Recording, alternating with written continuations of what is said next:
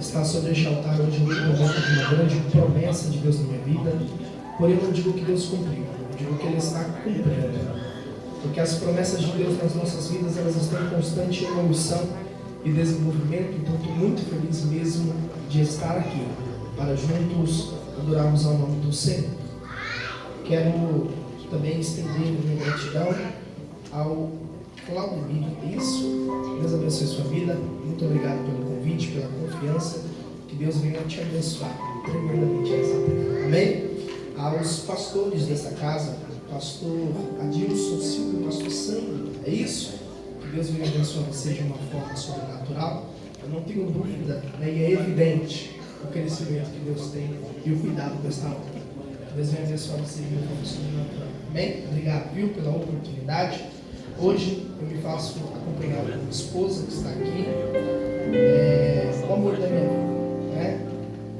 A pessoa, eu costumo dizer que com ela não tem tempo ruim. A gente prega em Alphaville, na Alfavela. Inclusive, ela saiu de lá de onde a gente mora. A gente mora do lado da maior favela da América Latina, meu pastor. E nesse momento tem jovens como esses aqui, só que com propósitos diferentes. As meninas estão colocando a saia mais curta. Os meninos estão colocando a roupa mais cara para entrar dentro do baile funk. A mãe não sabe nem quando que vai voltar. A mãe não sabe se ainda volta hoje, se volta só sábado, só se é domingo ou se é só segunda. Eu te respeito se você não quiser abrir a boca para dar um glória. Só vou te achar muito estranho. Porque, irmão, de onde eu venho é uma guerra espiritual. A cada esquina tem 3 igrejas simultâneas. E o baile funk pega a noite toda. Lá onde eu moro, meu pastor, o baile funk dá para ouvir a quilômetros. Eu moro basicamente a uns 3 quilômetros do bairro. E acredite em mim, o som entra dentro da minha casa. Mas eu vou dar uma notícia para você. Se você tiver glória, você reage. Se eles fazem barulho de lá para cá, nós também vamos reagir fazendo o nosso barulho. Você que trouxe Bíblia, por gentileza. Livro do Apocalipse, capítulo de número 2, versículo de número 4. Livro do Apocalipse, capítulo de número 2.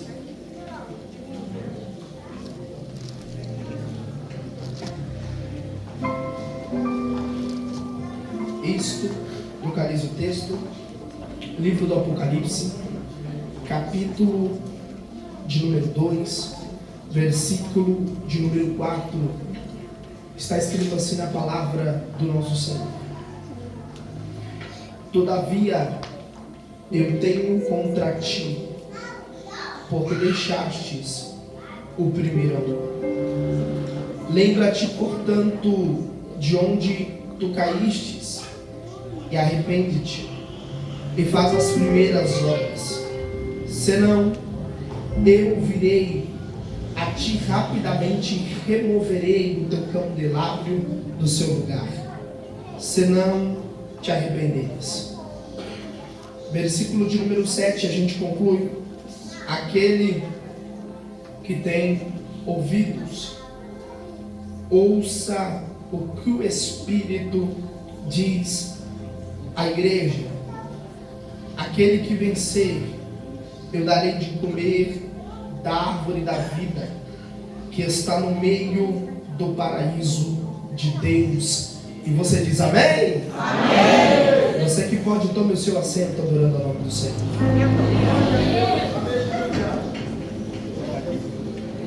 Glória a Deus. Queridos, me preste a tua atenção por alguns instantes. Eu prometo ser muito rápido, muito objetivo naquilo que Deus me entrega. Vamos lá? Bom, o livro do Apocalipse, ele é um dos livros que menos se faz a leitura hoje.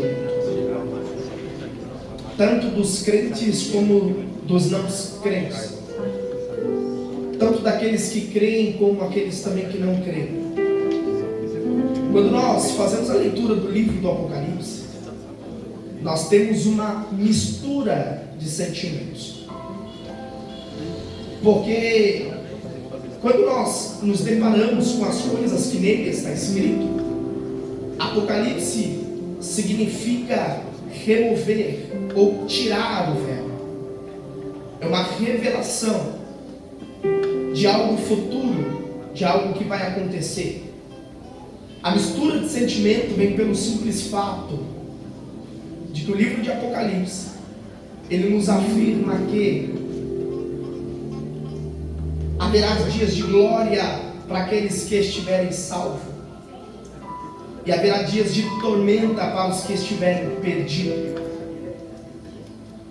Um salvo, quando lê o livro de Apocalipse, ele alegra o seu coração, porque ele sabe que apesar das tribulações, nada pode se comparar com o peso de glória que está preparado.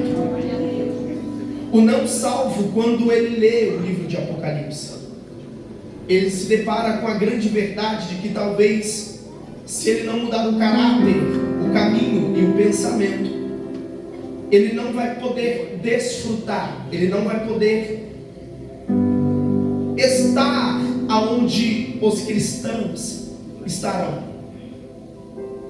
É por isso que nós que estamos salvos, ao ler, ao pregar, ou até mesmo ao cantar sobre ele, alegramos muito o nosso coração pela certeza daquilo que nós não podemos ver, mas daquilo que nós estamos crendo que vai acontecer. Enquanto aqueles que não estão salvos, eles perturbam o seu coração, porque o livro de Apocalipse é como uma sentença escrita dentro de milhares e milhares de anos. Muitos, quando se deparam com as verdades que está escrita aqui, têm até crise de ansiedade. Eu conheço pessoas que disseram para mim que começou a ler o livro de Apocalipse e não conseguiu terminar, porque causava medo em seu coração as coisas que nele estavam escritas. Guerras, conflitos, catástrofes, nação contra nação, reino contra reino, o pai contra filho, filho contra pai. São coisas que de fato nos deixam muito assustados. Só que quando eu olho para o nosso mundo e esse sistema que hoje vivemos, eu me alegro muito, porque todo passo para uma grande catástrofe também se torna um grande passo para a eternidade. Porque quando nós observamos que tudo está acontecendo ao nosso redor, nós temos a plena certeza de que Ele não só disse que iria voltar, como Ele deixaria marcas sobre a sua volta. Ele não só prometeu ir para preparar a morada, como Ele também disse que voltaria para buscar a igreja, a fim de que onde Ele estivesse, essa igreja esteja aí também. Quando nós se deparamos com este livro, nós observamos uma glória revelada para um homem simples chamado João. João, ele viveu um período de perseguição muito grande na igreja da face da terra. Domiciliano, o imperador, aquele que mandava e desmandava, queria parar o evangelho e queria começar pelo cabeça, queria começar por aquele que foi levantado para pregar. Só que a Bíblia diz que todas as formas possíveis de tentar tirar a vida de João, nenhuma delas foram eficazes, porque João tinha uma promessa. Eu não vou te enganar dizendo que quem tem promessa de Deus não morre, porque eu só vi alguém permanecer mediante a promessa e não morrer até ela se cumprir, quem estava debaixo de princípios e de propósito. Porque talvez se eu contar mentira para você e falar nessa noite que quem tem promessa de Deus não morre, vai ser difícil eu explicar a dor da mãe, que o filho trabalhava na biqueira 24 horas por dia e havia uma promessa na vida dele, porém ele não aceitou andar debaixo dos princípios, ele não aceitou andar debaixo da verdade, ele não aceitou mudar o seu caráter, e por isso morreu antes de muita promessa ser cumprida. Quando nós observamos Deus se apresentando para João dentro da ilha chamada Patmos, uma ilha vulcânica, onde muitos presos eram colocados lá para morrer, nós vemos que aquilo que acontece com João é ao contrário, porque a mentalidade de quem jogou é: eu vou jogar para ver até quando ele aguenta, e se aí dentro ele vai pregar o evangelho. Só tinha rocha. João não vai pregar para rochas, mas no momento em que o pregador se cala, quem prega é o céu. A Bíblia diz que Deus se apresenta para João. Ele disse que viu tanta glória, mas tanta glória. Ele virou para ver quem falava com ele, e eu não sei quem vai pegar, mas ele disse que quando ele virou, ele viu um homem que tinha os olhos como chama de fogo.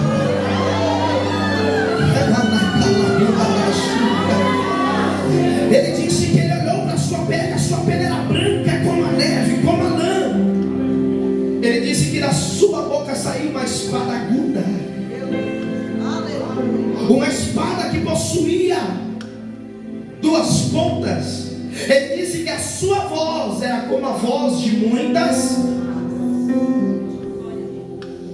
João diz aquilo que o livro de Daniel já nos mostrou. Ele disse que quando ele olhou para os pés eram semelhantes a latão refinado dentro de uma. E eu lembro que no livro de Daniel foi ele que entrou para dar livramento para 3.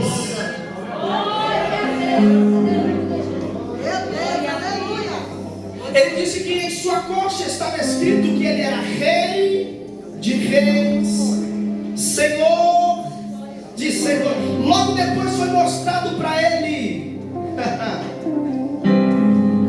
7 selos, mas não possuía ninguém no céu, na terra e embaixo da terra que era capaz de abrir o livro e desatar os 7. João disse: e eu chorei, porque não tinha ninguém para morrer. E como o pregador se calou, quem pregou para ele foi o céu e disse: João, não chores. Eu estou chorando por um motivo. Qual que é o motivo? Não tem ninguém para abrir o livro e desatar os 7 selos. Então não chora, João. E por que não? Vira para o lado que você vai conseguir ver aquele que venceu para abrir o livro e desatar os 7 selos. Oh, glória! A Bíblia diz que quando ele abre, o Senhor começa a se revelar e diz: João, eu quero que você escreva cartas e que você direcione essas cartas para 7 igrejas que estão na Ásia Menor. Senhor, fala que eu estou à disposição e vou escrever tudo. Primeira igreja, João, que eu quero que você escreva é a igreja que está em Éfeso. Escreve ao anjo desta igreja: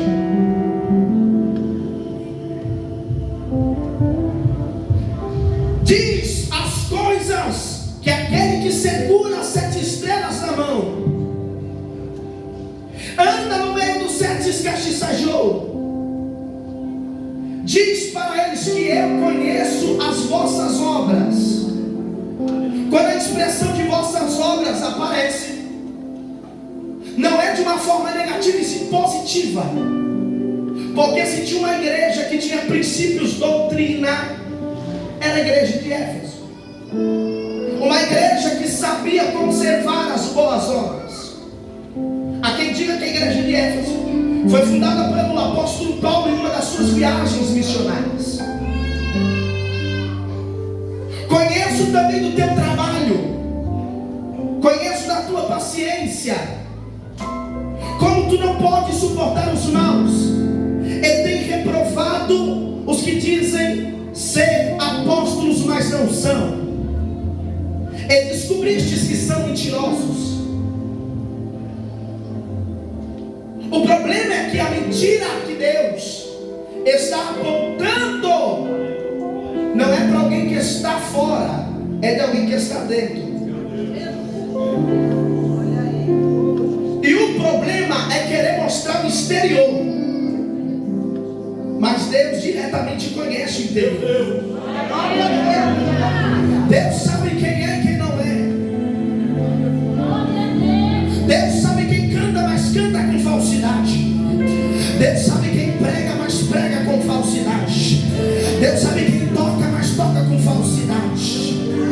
E a igreja de Éfeso tinha tanto princípio que não permitia, não tolerava, não aguentava ver a mentira no meio daqueles que são de verdade. Porque o primeiro amor começa quando eu entendo que a minha tolerância só vai aonde os princípios de Deus não são feridos. Porque a partir do momento em que feriu a lei, feriu princípios, mexeu com Deus, já não é mais de verdade.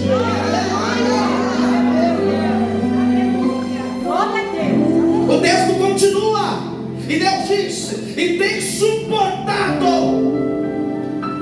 com paciência, por causa do nome trabalhaste e não desfaleceste.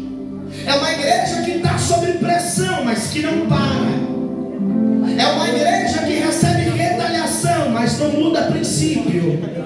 É uma igreja que ouve muita coisa, mas não muda a mensagem para agradar ninguém. É o tipo de igreja que de lá para cá eles falam aquilo que eles querem. Eles falam que a igreja tem que ser inclusiva. Eu vou pregar. Eles falam que a igreja tem que aceitar tudo e todos. Eles falam que pode ter homossexualidade. Eles falam que pode ter lesbianismo. Só que nós não somos qualquer tipo de igreja. Nós somos a igreja que foi fundada na verdade, cresceu na verdade, foi estabelecida na verdade. E hoje nós vamos mandar um recado para a nossa geração. E o recado de Deus nessa noite aqui é: não mude a tua essência, não mude o teu caráter.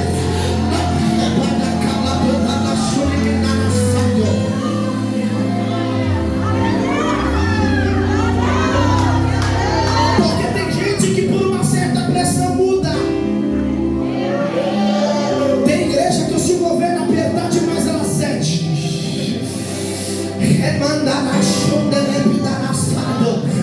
Nós sabemos que nós temos que respeitar as leis, mas tem muitas leis que foram criadas para tentar calar a igreja. Mas eu estou aqui para te dizer que Herodes tentou e não conseguiu. Eu estou aqui para dizer que César tentou e não conseguiu. Eu estou aqui para dizer, meu Deus do céu, tem alguém pegando. Domiciliano tentou e não conseguiu. Por que não?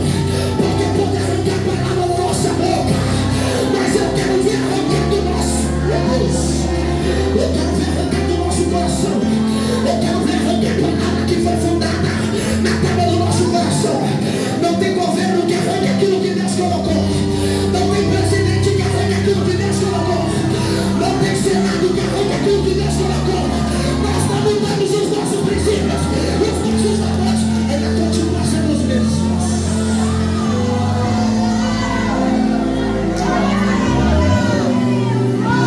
O teu chefe de autoridade aqui eu vim denunciar.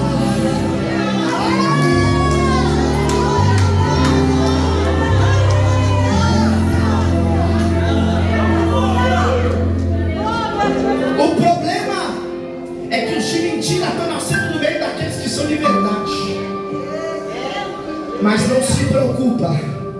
Por quê? Se tirar antes do tempo amadurece. Então deixa crescer. Deixa crescer. Deixa crescer. Deixa crescer. Mas como assim? Deixa o trigo crescer do lado do joio. Posso arrancar antes? Arranca antes não, porque senão envenena. Arranca antes não, porque senão envenena.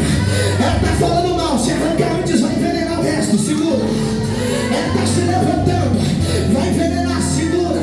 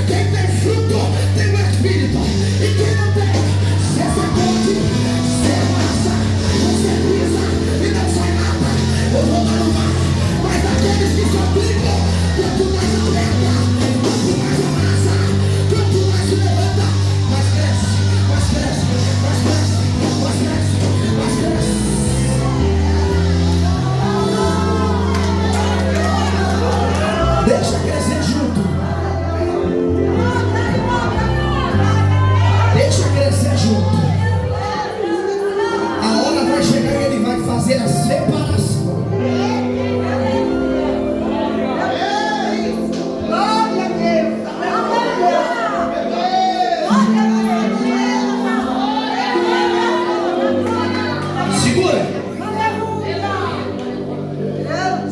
Porque o pau que bate em Chico, ele também pega em Francisco.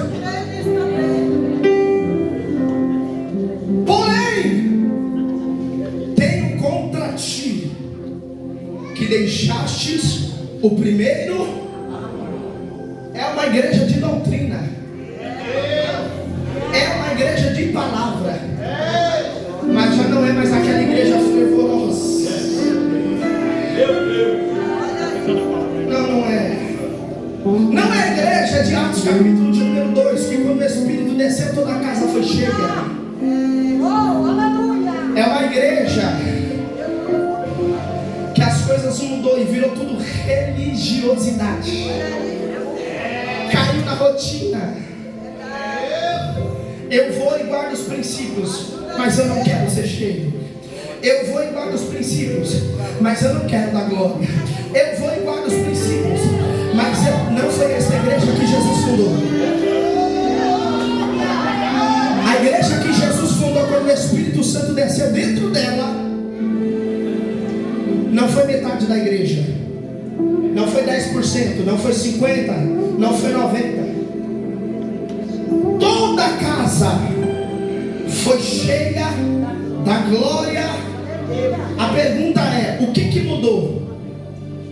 De há quase 2000 anos atrás para hoje, que o mesmo Espírito, a mesma essência, o mesmo Deus desce dentro da mesma casa, da mesma igreja, e só metade dela é cheia. Só 50% dela é cheia. É que nós perdemos a chama que ardia do primeiro amor. Você já pegou um crente no primeiro amor? Você senta do lado dele e você fica revoltado, porque a cada uma palavra que o pastor fala, ele glória, aleluia. O crente no primeiro amor, ele é doido. E é tão bom quando a gente está no primeiro amor, porque depois que a gente se envolve, a gente passa a ver muita coisa. E quem não tiver a essência do primeiro amor, começa a observar, ao invés de pedir, para que essa chama nunca se apague. Aí nós queremos classificar qual é o culto que a gente adora. A gente bate no peito e diz: eu tenho a chama, mas a minha chama só queima quando é o famoso que está pregando. Eu tenho a chama, mas a minha chama só pega quando é a irmã que eu gosto. Quando a que eu não gosto, eu levanto a mão e também não dou glória, porque eu não vou com a cara dela.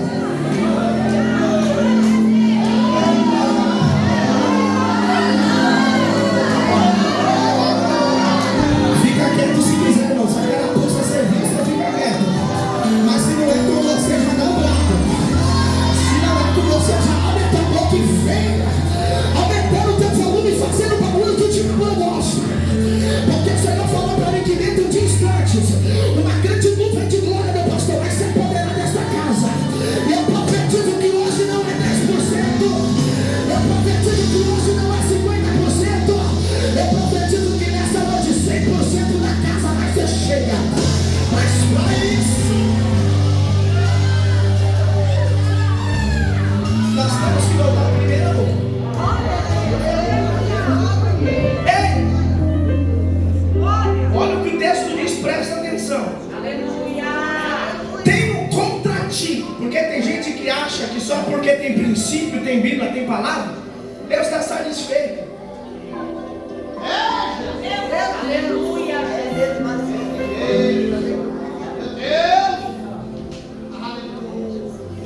Se fosse para ser frio, irmão, a língua vinha como gelo, não vinha como fogo.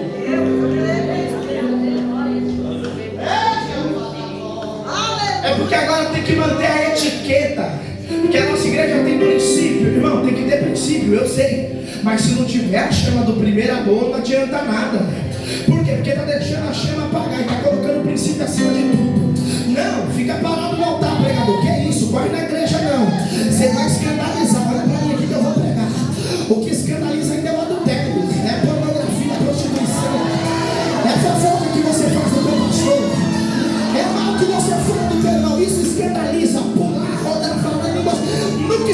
mais sou ninguém.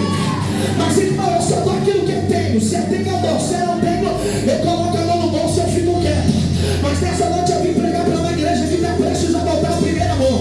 Eu não vou pedir para tu levantar, mas eu não vou. Eu não vou pedir para tu levantar, mas levanta se quiser. Eu não vou pedir para você dar glória se quiser. Eu não vou pedir para você falar línguas, fala se quiser. O Espírito Santo de Deus já desceu nessa casa. E ele está dizendo: é hoje que eu começo a reacender os meus papilos. E vai fulegar, vai fulegar, vai fulegar, vai fulegar, vai.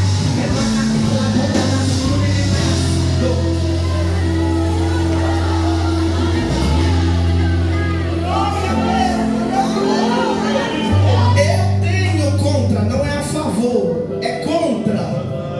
Que deixastes o primeiro. Deixa eu te contar um segredo. O primeiro amor, ele nunca se afastou. Fomos nós que se afastamos dele. O texto não diz que foi o amor que foi embora. O povo diz que tinha amor. Era o povo que não queria. A chama, o Espírito tem. Nunca foi falta de fogo. Nunca foi falta de presença. O que faltou? Vontade. Eu lembro de uma época que para ser batizado com o Espírito Santo tinha que falar mais de 1000 glória a Deus, irmão. Estou mentindo, pastor? Ah, eu quero falar em línguas. Então você vai ter que dar 1000 glória. 1000 glória. Eu lembro que eu fechava o olho e eu ficava glória, glória, glória, glória. Glória, glória, glória, glória, glória, glória, glória. A chama começava a pegar, o primeiro amor começava a vir. O meu glória a Deus já virava uma língua estranha. O meu corpo já se arrepiava todo. Eu não conseguia ficar seguro na cadeira.